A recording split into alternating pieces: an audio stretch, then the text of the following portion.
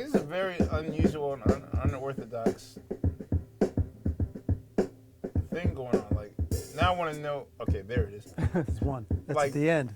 Was it? Like, I know that he carefully orchestrated everything, but now I'm just kind of curious. Like, was he cavalier about it and just do what you feel? Or? Well, the single was recorded separate from the album, so the album would have been more planned out. They would have cut the title track 9 months before the album, so the setup is different. You know. Okay. 9 months. June, basic tracks. Okay. Does some overdubs July and September. Single is rejected. Single comes out in January, finishes the album end of March. 71. So this was rejected first. Yes, the single. So Barry's kind of hearing it in the scrutinizing way that I'm probably breaking it down. Like, Right. the drums aren't real. Right. You're beating on a tin can. And Yeah, there's scatting in the middle, and it's political, and we don't think this is good for your career. Right. And when the single does come out in January of '71, and the record's a smash, Berry Gordy comes back and says, "Can I have a whole album just like that?" Right. Marvin says, "Sure, Dad, no problem," you know, or brother. They were, you know, as a brother-in-law. But he didn't have anything written, so he went in the studio and they recorded 10 days straight the rest of the record. Oh, so it wasn't even thought about. This is just a He wrote one-time out- thing. He wrote out these ideas. Right. David Van de Pitt made sense out of it, the conductor and arranger. And they recorded straight, and what they did too is they must have mapped it out because they recorded the whole album in sequence. If you look at the recording dates, you know, we're not being philosophical here.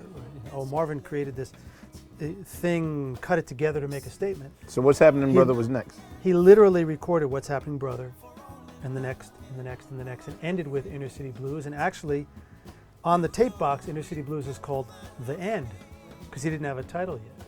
Oh, okay. Here we go.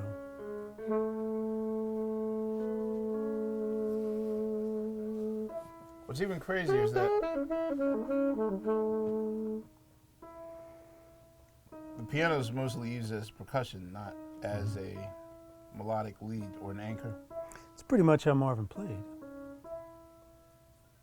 As if he were almost directing a choir, like, this is your part. Right.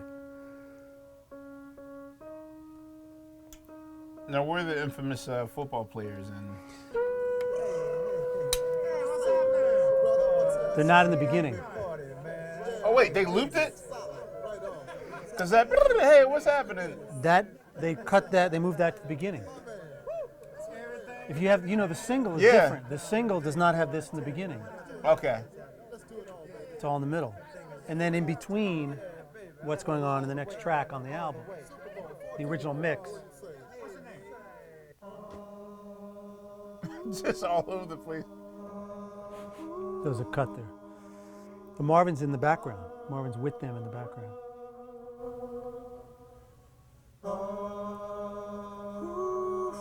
See?